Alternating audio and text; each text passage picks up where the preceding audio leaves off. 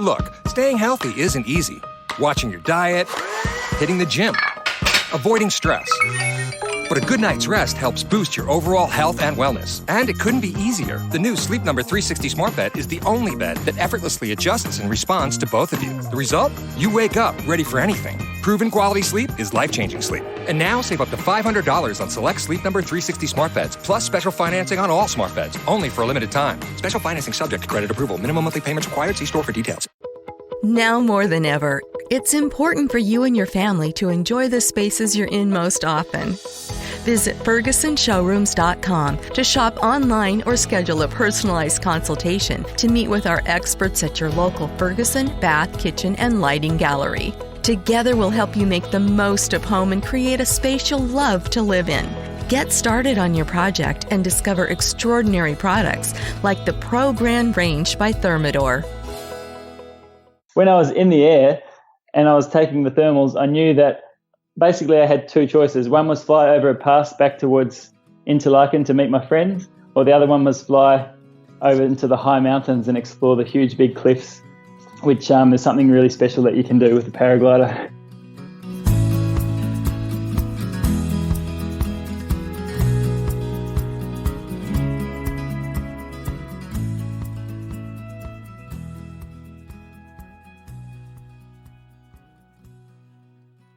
I know at one point or another that all of us have daydreamed about being able to just fly from wherever we are, just standing in our yard, standing out in the woods, sitting at our desk, whatever you're doing, just say, you know what, I'm going to walk outside and just fly somewhere. And paragliding seems about the closest thing to that in the real world.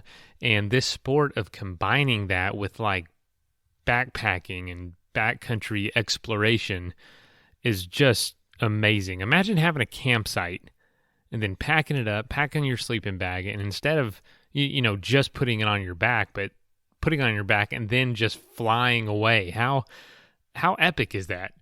And so today's episode, we're going to be talking about that. And by the way, my name's Mason. I'm the host of the Adventure Sports Podcast.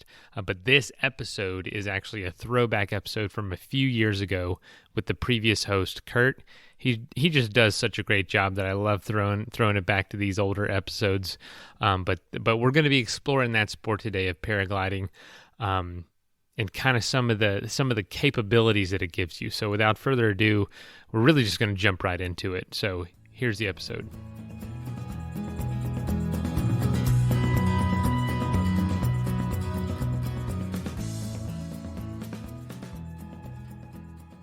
Hey, today I have Nick Neynens on the horn with us, and Nick is a paragliding enthusiast extraordinaire.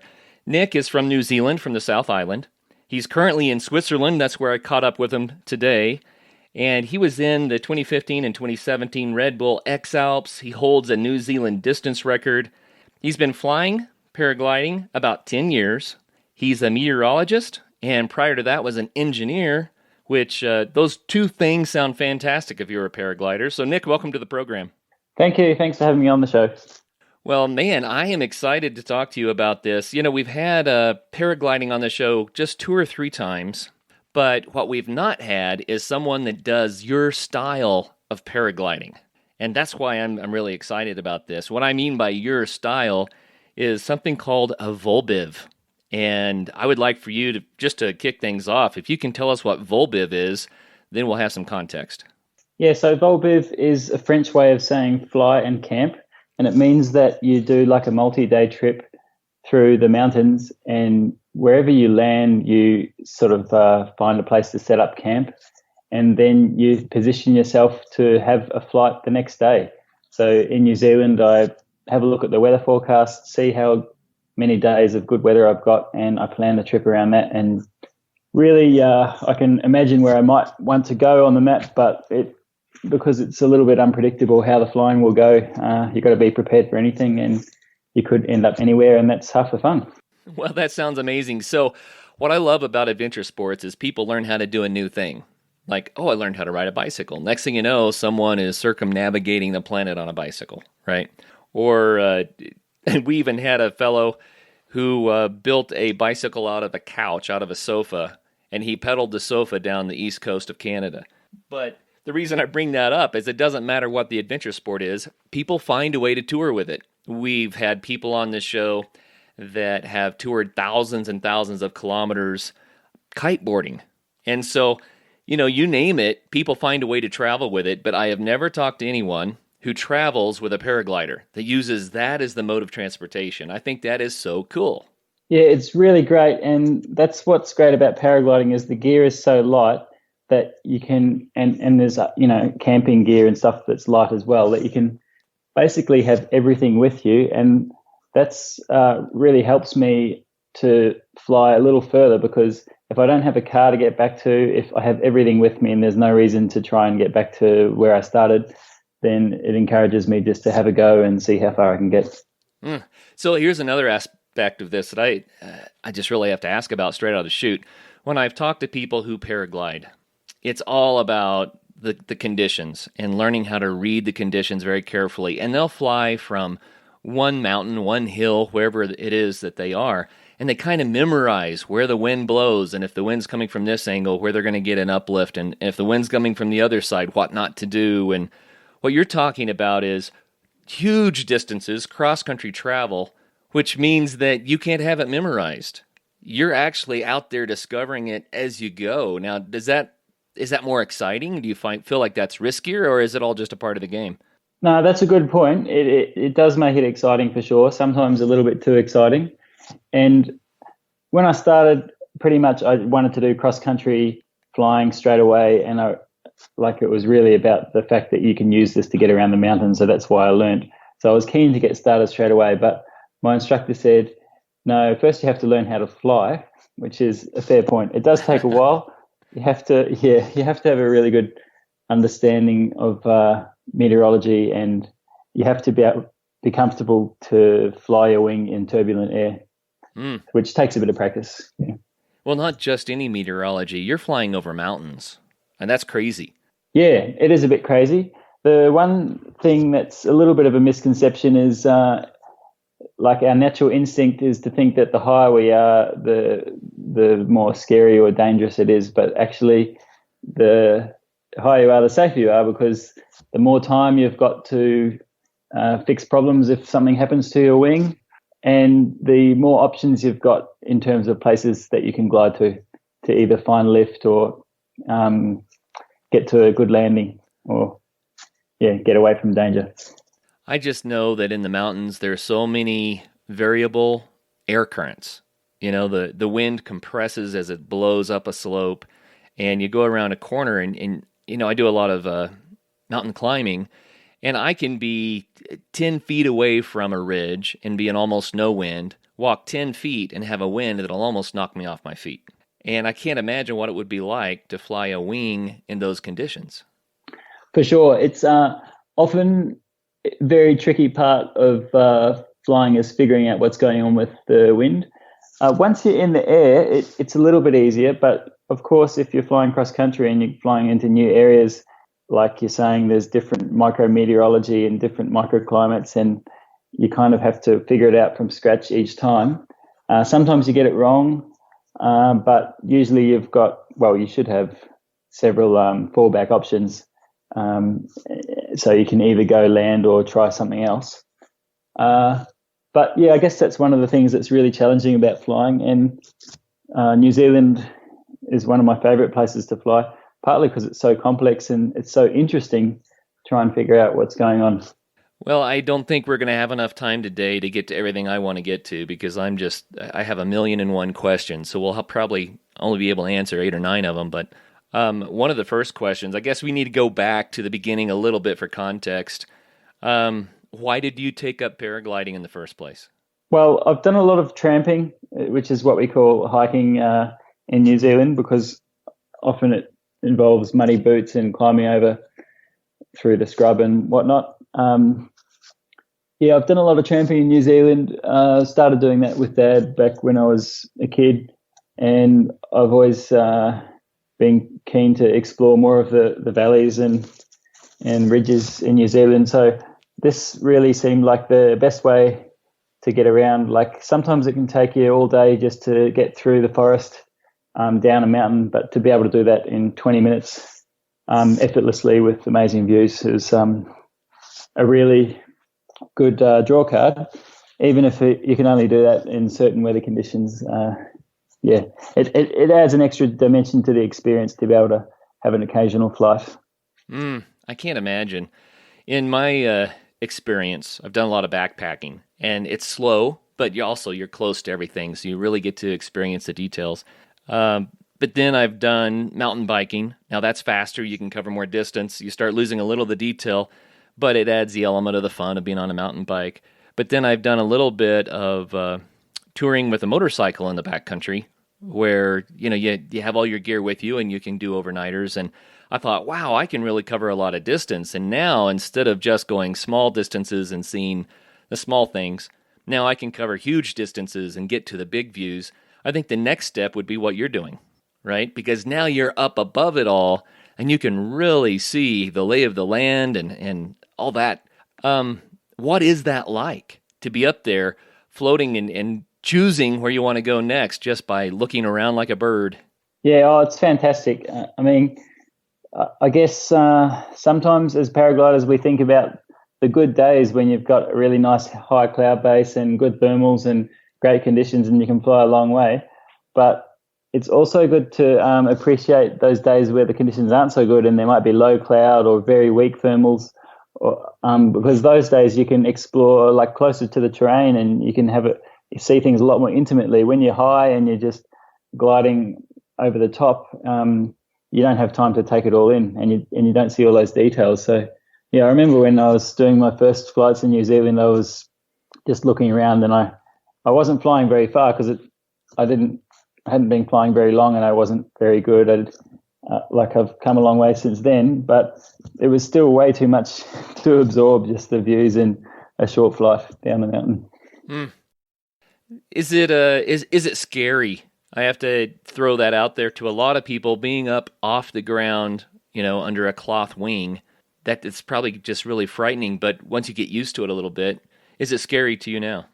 A lot of the time, it's scary. Yeah, for sure. It's not like a ride at the theme park that everyone has done the same thing before over and over again. Like every new experience, anything could happen, and it's basically up to you and the decisions you make how it's all going to turn out. So, I'd say the time I'm most apprehensive is just before I fly. Like if it's in a new area and it's unfamiliar, and I might be 95% sure that I know what's going on, but until I get in the air and start feeling what it's like, and that first few minutes, then I'm not 100% sure. So, yeah, usually once I'm in the air, I'm a lot more relaxed than sort of wondering what's going to happen before I take off. But then when you fly into a new area, then it sort of all starts again. So it can be scary, but there's really the full range of emotions. Like sometimes the flights, you completely understand what's going on and it's just really relaxing conditions. Sometimes it's actually even slow, boring or frustrating. So there can be a lot of different emotions. A while back, a couple of years ago, I was at a paragliding site, and I know nothing about paragliding, right? But I watched a guy take off and had what I thought was a great flight. He landed, and the instructor standing next to me says, "Man, that must have really scared him." So he called him on the radio, and sure enough, the guy was pretty shaken up. It didn't go as planned, and I was looking at it going, I didn't see anything go wrong, but there was something really meaningful to them about the way that the wind was and what had happened. And I'm just thinking about that 5% of unknown that you're talking about. You get up there and things really aren't the way you think they're going to be. And it must take a lot of experience to know what to do or even know when something is going wrong. Yeah, so I was talking to my friend the other day and he said that before he started paragliding, he thought it was a sport for old people. And then when he did it himself, he thought, actually, I'm the king of the world, like I can do anything. Wow. Yeah, as a spectator sport, it's looking at it doesn't seem like a lot's happening. But I guess the two things that are special about a paraglider is it's kind of the slowest aircraft. So that means if there's any wind that you can't really go forwards into the wind much or at all. And it's also there's no solid parts. So if there's any turbulence, it's possible for your wing to collapse which it's designed to recover from, and there's safety tests for that as before wings are sold. But basically, I guess these are the main things that we worry about, is that we won't be able to fly where we want to because the wind will be too strong, or that we won't be able to keep the wing open in turbulent air. And yeah, I guess the other thing is we don't have a motor, so unless we can find some lift, then we have to land. That's just gravity. So there's a lot of things to think about. The more you fly, the more a lot of those things become automatic, but you're always, I guess, because the conditions are always different, that's something that's always on your mind. And yeah, sometimes it's really nothing to worry about, and other times it's a little bit more intense. And yeah, as you said, there's some crazy winds in the mountains, and often it is a bit more of a handful there. But it depends. It depends on a lot of things. Yeah. So let's talk a little bit. That's what the fun is. Yeah, about this Vol-Biv business. So that the idea that you're trying to cover distance, maybe crossing mountain ranges, and what you just said about, well, it's too turbulent and it forces you down, or you can't find the lift that you need, and so you end up landing. Well, the plan is that you're going to take off again later, the next day, the same day, but that might mean that you have quite a climb ahead of you to get to a place where you can launch. Am I right?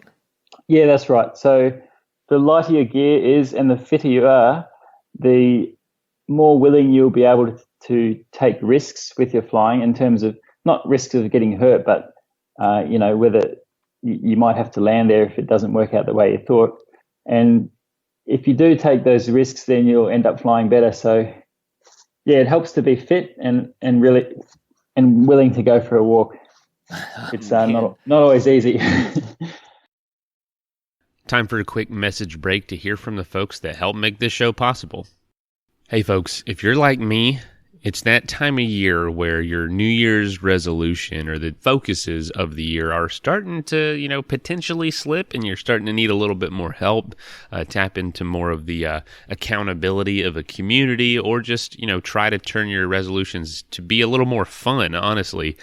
Sometimes they can be brutal to try to keep up. But if that's you and you're looking for this platform where you can take classes that you enjoy and help you to stay focused, stay centered, I really encourage you to check out the Restoration Depot, which is at therestorationdepot.com. And they have classes like yoga, tai chi, essential oils, music, a ton of other stuff. And you can take your first class for only $5. And for, ongoing classes, it's very convenient, very affordable. But sometimes, when you're working at home like I do, it's really hard to just take that time for yourself every day. I don't even want to tell you what time I'm recording this because it's just ridiculously outside of working hours. But I got to do it to fit it in my day. And but it's also unhealthy in the long run. So we need that time every day that we can take for ourselves, focus on doing something healthy, and it's just going to help us in the long run. And so if you're like me and you struggle with that, having the Restoration Depot can really help you. Make sure you take those classes, be a part of a community, and actually have a little fun in your day. I really encourage you, again, check out therestorationdepot.com, and your first class special at checkout is $5. Just tell us a story, if you would, about that kind of an experience, just a day that you took off and how it all turned out. Yeah, okay. Recently, I flew from the northern part of France into Switzerland over 4 days. And on the first day, I took off, and it was really slow conditions, and it took me a long time to get anywhere. So after flying around for an hour or so, I just landed and had a picnic and just sort of enjoyed the view and just relaxed, and wasn't so focused on trying to fly, but just made the most of it being a nice, warm, sunny day. And then an hour later, I took off again, and the conditions were a lot better. So sometimes that's one way it can work out really well. Then later that day, I was soaring, and I was trying to get enough height to cross a pass. And then I thought I would land and wait for the sun. So after waiting for the sun, I took off again. And then I just went down quite quickly and it meant that I was walking for an extra half hour to get over the pass because I just went down instead of going up. Oh, So, yeah, it can happen every way. But, like, normally I don't get too upset about it because I'm out there in the mountains and I'm just enjoying having a little adventure, and sometimes the flying works, sometimes it doesn't, but it doesn't normally help if you just get upset at yourself. So, well, have you ever been in a situation where the conditions just really shut you out and you're way back in there somewhere? So you end up, doing overnighters or multiple overnighters you didn't anticipate? Anything like that? Yeah, so last summer in New Zealand, I flew a good quick 50 kilometers into the mountains, and then it got really cloudy and the sun stopped shining and everything shut down. So I had to land in the valley I was in. I spent the rest of the afternoon walking up to a pass, and then in the late evening, the sun came out and I knew it would be just perfect, and it was. So I flew around to get some great views of Mount Aspiring in a place that I'd never flown before, and it's a really remote area. And basically I had only an hour or so of good flying left in the day because it was just about to be sunset, and I had a choice that I would either have to fly out to the road or I could choose to go and see this amazing scenery and have like a 2-day walk out because the weather was going to get bad after that. So I thought, I've got the time to walk out and I've got the food with me, so I might regret it not taking this opportunity. I'm not sure if I'll ever get a chance to fly here again. So I enjoyed the last hour of the evening soaring around this amazing huge glacier and this remote valley where there's no people. I'd actually seen a tramper who wanted to go there that same night when I took off, but he was changing his plans because of the weather. So I was the only person there that day, but it did mean that the next day I was walking through the rain, and it took me basically, I think it was, a 12-plus hour day just to get down to the valley. Wow. And it was a bit of an adventure in itself. Yeah. But, that's what I paid the price. But, yeah, I'm glad that I did in hindsight. I think about the overall experience. The flight must just be amazing, but the walk out could be pretty amazing too. I think I would enjoy that. Probably enjoy flying a little bit more once you get used to it. But man, I go backpacking just for the sake of going backpacking, right?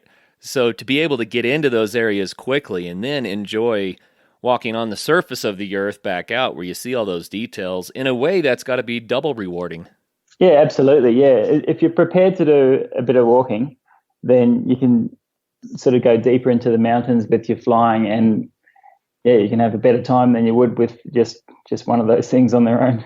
Well, that's got to be part of the fun, to know that that's a possibility.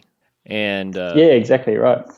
That's part of the challenge of what you do. So let's talk about the distances that you've traveled doing this Vol-Biv thing. What are some of the distances that you've managed to accomplish? So on a very good day, you can fly, 200 kilometers or more. Depending on what kind of gear you've got and where you are, and then your experience and the decisions you make, it can vary a lot. But some of the best days you might... I had a race once in South Africa, like on the border with Lesotho in the Drakensberg mountain range. And it was 6 days and I flew every day. And a lot of those races, it was kind of like a Vol-Biv race. The flights were very important because it saved a lot of walking and they were really strategic. But none of those flights were more than 10 kilometers. And that sounds like it was a terrible race, but it was an amazing adventure. And I think those flights, even though they were really short, they made a big difference. So, yeah, it's not just the number of kilometers, but on some good days you can go a lot further. But some of the more memorable flights aren't actually that far.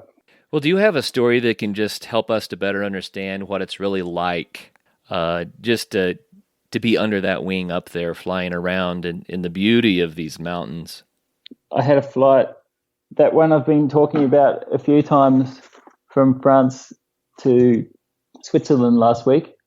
One day I took off at about 9 in the morning it took me quite a while to find a launch that didn't have, big tall trees around it, so I could find a place that I could actually glide away from the mountain. And then I was thinking about landing in a town to get a bit more food, but I kind of didn't really expect it would be working so early, and I got a thermal up to mountaintop height, and that meant for the rest of the day I'd fly a big cross-country flight. I'm not sure exactly how far it was, but probably about 80 kilometers, and that was really relaxing, like beautiful clouds, lots of space above the mountains. You could see clearly which way that you wanted to go, and there was sunshine everywhere. There was no big storms. Later in the day, there was some big clouds you had to watch out for, but I guess some of the nicest times is when you're flying with other birds like vultures, which occasionally happens in Europe, but especially in Asia. When it's rough, you have to be really on top of things with actively controlling the brakes on your wing. So if there is some turbulence that would push down on the top of the wing, you adjust the brakes to catch it so it doesn't collapse.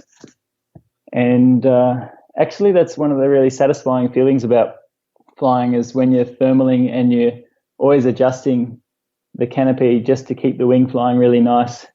And I don't know, maybe it's a bit like riding a wave. You're just working with nature, and it's a really nice feeling. Like when I first started to fly, I was basically just doing it to get from A to B and to see some mountains and explore the landscape. But since I did a few, since I started flying, I actually really like the feeling of feeling the air. Sometimes you can feel like a little bit of turbulence, and that makes you look around upwind to see if there's a thermal that's causing it. And some of these things start to be automatic after a while. But for me, the feeling of the little movements jostling you around as you're flying through the air is really a nice part of it. Wow, it must take a lot of experience to be able to recognize what's going on. And I guess that, if there's an updraft, a thermal or an upslope wind of some sort, there's got to be some down to replace that air that's going up. So, well, sometimes you don't. I remember when I think it might have been my first cross-country flight in Australia, and I took off. I spent ages trying to get through what's called an inversion, and finally I did get through, and then I really climbed nicely another several hundred meters, so I was really high.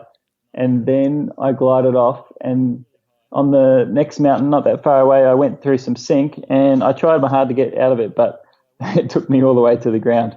But it's not like you need wind to fly. You're always gliding through the air, so even if you're sinking, it's still at a controlled rate. So the air can't blow down into the ground as well, so even if it's strong sink on the way down, and by the time you get to the ground, it's not so bad. And basically, you just have to land. So you always have to have a little bit of margin just in case the air's not quite as good as you thought it was. So it's always good to have plenty of landing options in easy glide.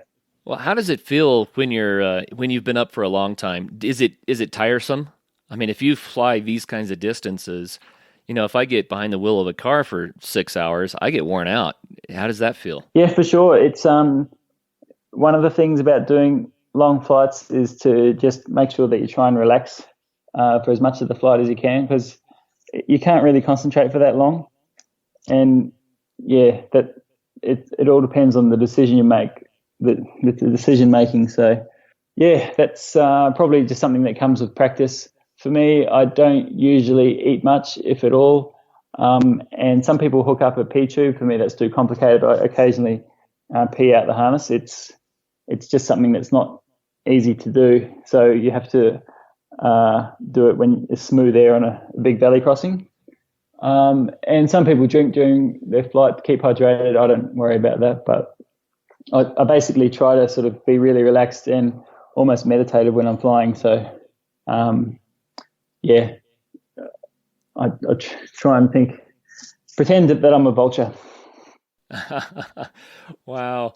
So, man, hour after hour, you're trying to stay relaxed because you don't need to burn up your concentration quotient, right? And so you're talking about being kind of in a meditative frame of mind. Can you explain what that is for you, how that feels? Well, I just try and be relaxed. Sometimes you feel that your legs are a bit tense, and you just be aware of that and relax them. And I guess after a while you get better at it. But actually, one of the things I do is I'm always taking photos or doing short little videos as I'm flying. And one thing I do on the videos is say what I'm thinking and what I'm, how I'm making decisions as I'm going. So that probably helps me focus as I'm flying, or maybe the verbalizing what I'm doing helps me somehow, or at least I'm used to doing that.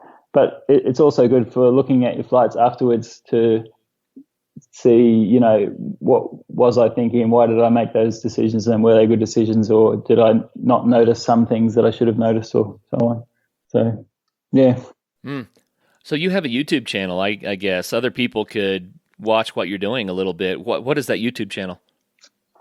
Yep, it's Share My Joys. So I make a lot of videos, and they're mostly like kind of diary entries. They're not polished production videos. They're more just me remembering each flight.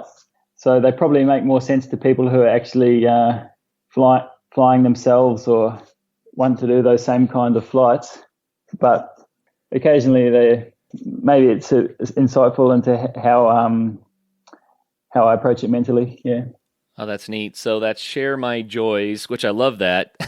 That's cool. Share your joy. So Share My Joys, that's also your blog is sharemyjoys.wordpress.com, right? So it looks like if you type Share My Joys, whatever the social media is, that's how to find you. Is that right? Yeah, that's right. Yeah, the blog is sharemyjoys.com as well. It redirects. But I've got a lot of stuff out there. I haven't put all my videos up, thank God, because there's probably way too many as there is. And I've also got a lot that I intend to put up as soon as I get some computer time. But at the moment I'm traveling. But yeah, it's a lot of fun. And sometimes planning your flights or remembering your flights is just as fun as actually doing them. You don't have cold hands, and you don't need to pee, and you're not hungry. So, Well, I was kind of curious about the weather up there. It could get quite cold, I would think. How do you stay warm? Yeah, hands especially, because your hands are sitting upright holding the brakes. So you should see how many clothes I had for the last couple of months. I went through China, then Morocco, and then up to the Alps. And basically I just wear everything that I own. My overnight kit, I don't have much. I've got a really small sleeping bag because I just wear all the down jackets and stuff the same as when I'm flying. And I've just got some new gloves. They're hopefully a little bit better. But, often I get cold hands after a long flight at high altitude. In Morocco, I was getting to 4,500 meters. I think I even went over 5,000 meters on one of the flights. So, yeah, it's pretty cold up there. So what happens if it rains? I mean, if your wing gets wet, then does it fly right? I mean, is rain really bad, or can you just go through? Rain is pretty bad. If it's a light shower, it will basically dry as you go. But you don't want to get the wings wet because they're just not designed to fly like that. So it depends on exactly which wing you have, but especially the performance wings don't deal very well with getting wet. So do you have a story about a time that you got caught in too much rain? Yeah, I guess as well as rain, you can get caught in cloud. One time I got caught in cloud, and luckily I wasn't in there for too long, spiraled down, saw the ground and popped out, and landed with a wet wing, but I was able to dry it the next day. Occasionally I've been snowed on, but if the rain is showery, like if it's just isolated, clouds here and there that are raining, you can avoid them just by flying around them, and you can see the rain. If you can't see it, it's probably really light, so it's not too bad. But I guess if it's all coming in and you're on the side of a mountain, you've got nowhere to go, then they're the situations you have to watch out for. So, yeah, generally I'm pretty good because generally I'm on my own and there's not a lot of support, so I have to have a bit of a safety margin to stay away from stuff like that. I can't imagine, all the weather. You said you were an engineer before, but you just became a meteorologist. Was it flying that encouraged you to go into meteorology? Yeah, for sure. Like I learned a lot about meteorology just from paragliding, both doing the course and experience it myself, and then reading up anything I could about it. But yeah, both flying with a sailplane or glider pilot was really helpful for me, because they think about weather on a different scale than we do. They're not so concerned with the micrometeorology. Well, they still are, but they fly over bigger distances, so that they're thinking about things on a different scale. And with weather forecasting, that's a bigger scale again. So there is definitely some overlap. But some of the things that I've learnt aren't necessarily that relevant to everyday flying, but for sure they make it more interesting when you've got more things to think about, and you just can understand more of what's happening around you. It makes it more interesting. I'm looking at your blog here. Again, that's sharemyjoys.wordpress.com. And I'm just going to throw out what some of the blog post titles are so our listeners can get a feel for the magnitude of what you're doing here. Look, staying healthy isn't easy. Watching your diet, hitting the gym, avoiding stress. But a good night's rest helps boost your overall health and wellness. And it couldn't be easier. The new Sleep Number 360 Smart Bed is the only bed that effortlessly adjusts and responds to both of you. The result? You wake up ready for anything. Proven quality sleep is life-changing sleep. And now save up to $500 on select Sleep Number 360 Smart Beds, plus special financing on all smart beds, only for a limited time. Special financing subject to credit approval. Minimum monthly payments required. See store for details. Look, staying healthy isn't easy. Watching your diet, hitting the gym, avoiding stress. But a good night's rest helps boost your overall health and wellness. And it couldn't be easier. The new Sleep Number 360 Smart Bed is the only bed that effortlessly adjusts and responds to both of you. The result? You wake up ready for anything. Proven quality sleep is life-changing sleep. And now save up to $500 on select Sleep Number 360 Smart Beds, plus special financing on all smart beds, only for a limited time. Special financing subject to credit approval. Minimum monthly payments required. See store for details. New Zealand summer with Zalps. Is that Z-Alps or Zalps? Oh, that's just the name of the wing I'm flying at the moment. So it is a Zalps. Z-Alps, yeah. Okay. Yeah, I call it the Z-Alps, yeah. Z-Alps, there you go. Red Bull X-Alps in 2017, Red Bull X-Alps 2017 with the Matterhorn, Italian Lakes, Red Bull X-Alps. You've got Southeast Queensland and the NSW border ranges. Here's the northern sojourn of Red Bull. Lots of Red Bull stuff in here. Lots of locations. Here's New Zealand again, Bali, and as I go through here, I see that you have traveled a lot. Here you are in the Pyrenees, the Georgian Caucasus. I mean, you have traveled around the world to different mountainous areas, and just to fly this thing. Yeah, that's right. So I spent a year in Antarctica and saved up a bit of money there, and also I had everything in storage already when I came back, so it was pretty easy to take a year off and travel, and that ended up being 2 years off, and that's something I've been meaning to do for ages anyway. So that really helped improve my flying. Like the biggest thing you can do with your flying, obviously it helps to read about it and to learn as much as you can from other people, but what really helps is to go out and practice. So if you get the time to do that helps a lot. And that's one of the tricky things. Like with any sport, I guess it's good if you have the opportunity to do it, to fit it in with the rest of your life. And that can be a lot easier if you live close to a good flying side and if it works with your job and your family and stuff like that. I was getting ready to soon do an episode on just that, where I talk about how to have a kind of a adventure-focused lifestyle, or how to work more adventure into a lifestyle. And I think it's fascinating listening to our guests when they tell us how they do it.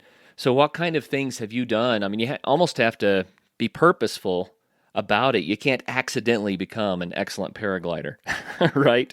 So what have you done in your life to accommodate this sport? Well, to start with, I was really keen and I was flying whenever I could. But then, having that time where I wasn't working was really helpful as well. So yeah, then again, other times, like in Antarctica, I didn't fly at all, but I came back and I didn't really worry about this being current thing. I didn't feel that I had to relearn it from scratch. It was just like jumping back on a bike. And also when I was in Sydney, I didn't paraglide an awful lot, and I was quite happy with that. I'd already had my big break, and I was happy just to spend my time doing other things. It's good to be a bit more three-dimensional as a person. But yeah, like now the opportunities come up where I've been able to take a little bit more time off work again. So I just thought, why not? So yeah, I haven't been, I've just been opportunistic about it basically. Yeah. If there's been the situation in my life where I can focus on one thing, I'll do it. But if not, I'll do something else. So when you go high up, do you ever use oxygen? A lot of the American pilots do, especially like the ones flying in this Sierras, like in California, will use oxygen because they regularly get so high. But when I go to these places, it's difficult with the infrastructure. And I basically have everything with me, and I don't want to have to spend a lot of time organizing all these logistical things. So I don't really go on expeditions that are, really well planned out. I'm more of a opportunistic sort of the way I do things. So like when I went to South America, I'd get out and I'd climb up some hill that I saw on the map, and I'd try and find a takeoff, and then I would try and fly. And sometimes it would work and I'd have an amazing trip, and other times it wouldn't really work or the weather wasn't good. So then I'd just get back in the bus and go to the next place. I didn't have like a set in stone A to B route that I had to do. I was just playing it by ear and making it up as I went. So it doesn't really suit me to get all the gear and have oxygen and things like that, but other pilots do use it. So when I'm flying really high, I'll basically work my way up to it and acclimatize. My China trip, I was trying to get some real high flights, and I did get up to 6,000 meters or so, but obviously I didn't do that on the first day. I'd spent a lot of time at altitude in the weeks before that. So 6,000 meters, we're talking about 20,000 feet, more or less. Yeah, exactly right. Yep. Wow, yep. That is up there. That was going to be my next question is how high have you flown? 20,000 feet on a paraglider. Now, how high can someone go? Yeah, so basically the limit just depends on the aerological conditions where you are. So if you're in dry, arid conditions and the ground's already high, then you can fly very high on a good day because those clouds are very high. I know people that have flown, one of the other guys, the French guys, Antoine Girard, who's also in the X-Alps, he the year before last went to Pakistan and flew over Broad Peak, so that's an 8,000 meter peak. So I'm not sure if that's the highest anyone's flown, apart from in a thunderstorm, which is not really recommended. But yeah, basically depends on where you are. When I was flying in southeast Queensland in Australia, we're by the coast and the air's coming from the sea, so often we'll be hitting the cloud base at only 800 meters, which is 2,000 feet above sea level. So wow. It all depends. So what I'm gathering is that if the earth goes high, if the mountains are high, if the terrain is high, then that supports higher flying because you get the thermals off the ground heating up and the currents that are pushed over the peaks and that sort of thing. Do I have that right? Yep, and we're actually talking about just this very thing last night. So there's actually a formula that I don't know if you're familiar with dew point temperature, sure. But it's the temperature that air has to be cooled down to you start getting condensation on your beer or whatever. So once it reaches that temperature, it starts basically clouds start to form. So if you have a dew point temperature that's different from the actual temperature by 20 degrees, which in Fahrenheit, what's that? About double that, I suppose. Yeah. Then it's 400 feet per degree in Celsius. So if you have a 20 degree dew point depression, it's called, then your cloud base is 8,000 feet. Cool. So there's actually a formula you can get a feel for what your height of your flight's going to be just based on dew point. Yeah, that's right. If you know that, then you can figure it out. So basically, the drier the air is, the higher the clouds are going to be. Man, we could talk about this stuff forever. And we're kind of running short on time, but I have so many more questions. It's just so fascinating to me. Will you just close us out with a story of a flight that was really memorable for you, something that might help other people understand the reason why that paragliding might be a good sport for them? Okay, I'll just talk about one of the really recent flights that I had. So it was after 3 days flying through from France, and I was in Switzerland, and I was right next to those big mountains by the Eiger, the famous north face of the Eiger. And I camped on this grassy ridge at about 2,000 meters or 6,000 feet, and had a beautiful night. There was some showers through the night and some storms, so I was glad that I had my tent with me. And the next morning it was really cloudy, so I waited for about 8 hours before I took off. And then when the sun came out, it actually was a good thing because it meant there was thermals, but thermals led to showers. So when I was in the air and I was taking the thermals, I knew that basically I had two choices. One was fly over a pass back towards Interlaken to meet my friends, or the other one was fly over into the high mountains and explore the huge big cliffs, which is something really special that you can do with a paraglider. And I was there. But if I explored the cliffs, then by the time I tried to get back to over the pass, it would probably be raining. And it was. So that's what I decided to do. I went in and explored the cliffs, and it meant that I waited an hour or so for the rain to clear, and then I could take off again in the next little gap between showers and managed to fly home. So yeah, it's all about timing sometimes. And I've had a lot of times in my 10 years of paragliding where, of course, I've got the timing totally wrong. And just my friends the night before at the same place, they were just down the ridge. They'd hiked up. They were planning to spend the night up there and fly down in the morning. And then during the storms, they were totally drenched, and they thought, no, it's not going to happen. So they hiked down again, and by the time they got downhill, the sun came back out. So it can happen both ways. But it really is a game where you're playing with nature, and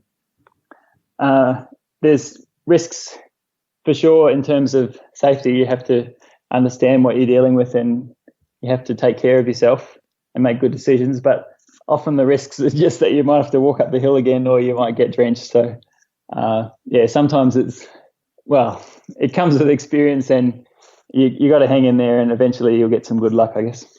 Wow. You know what I love about what you're saying there is that what you're doing depends so much on what the weather is, what nature is throwing at you. You think about people that do a lot of sailing, the cruisers that spend time sailing around the planet, they're kind of at the mercy of the winds and the storms, And when you go backpacking, in a way you're at the mercy of the elements. When you're mountaineering, certainly you have to have a weather window to get to the high peaks. There's so many things that when you're in nature enjoying your sport, where you have to work with nature. And I don't want to get overly philosophical, but I just love the idea of that we're not in control. We're not in some sort of a climate-controlled space where we can decide what to do with our time. We really have to work with nature, and there's something special about that.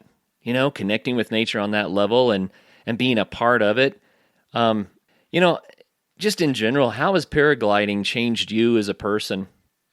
Yeah, that's exactly right. And I think about it like that as well. So it's a good analogy, isn't it? So instead of just trying to fight your way through with life, you try to think, how can I use the situation that I'm in to my advantage, and how can I make the best of it? And how can I use my energy in a productive way rather than trying to oppose something that I can't oppose or whatever. So it's thinking about what you can do to be effective, and it's not concentrating on using your energy in ways which don't make any difference and just basically wasting your time. So yeah, there's a few things like that in paragliding that are a good analogy for how you should live your life, I suppose. Yeah, I like that. It kind of reminds me too, you see people try to swim up a river with a decent current in it, and they're just getting nowhere. And then they turn around and go with it, and man, you can cover some ground. There's something about learning to work with our circumstances instead of against them, isn't there? Yeah, exactly right. Yeah. So try and have a good time.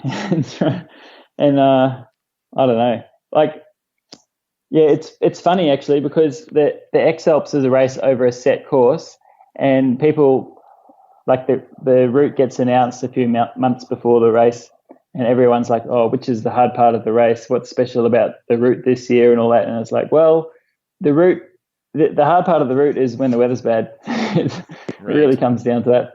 Yeah.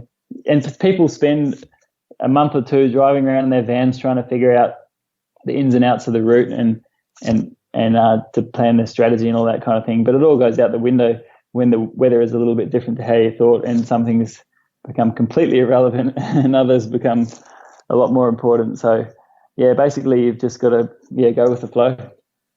Well, Nick, I think it's so cool that your sport gets you out there this much, that you get to go to such neat places. And even when you're not flying, if you're planning the next flight, just exploring the route like you're talking about, that kind of thing. What a great life, man. What an interesting way to live it. Yeah, thanks. Yeah, definitely it's a great sport if you love looking at maps and you've got a lot of imagination. I can see that for sure. Well, thank you so much for taking the time to come on the Adventure Sports Podcast today and share your passion about paragliding with us. Man, I'm excited. I'm going to have to try it.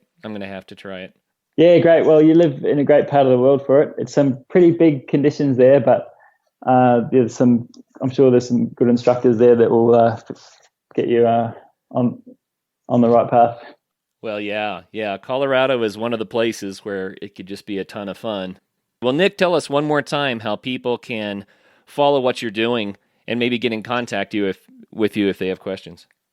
Cool. Yeah. Well, aside from getting out there, I love telling stories. So I've got lots of blogs on sharemyjoys.com and on YouTube at Share My Joys, and there's also Facebook, same again. So yeah, if it inspires you to get involved in the outdoors and understand nature a bit better, that's great, because I love it. Right on. Well, and for all the listeners out there, hey, thank you for listening to the Adventure Sports Podcast today. Until the next show, make sure you do get out there and have some fun. First of all, thank you so much for listening. It means the world to us that you choose to listen to this show. If you'd like to help us further, you can leave a review on iTunes, share us with your friends, your family. It goes a long way to growing the show. You can also support us financially through patreon.com/adventuresportspodcast. Link is in the show notes. And also, if you have an idea of who could be a good guest for the show, we're always looking for people to tell their story about the outdoors or adventure. So if you know someone, please reach out. Email us at info@adventuresportspodcast.com. And until then, get out there and have some fun.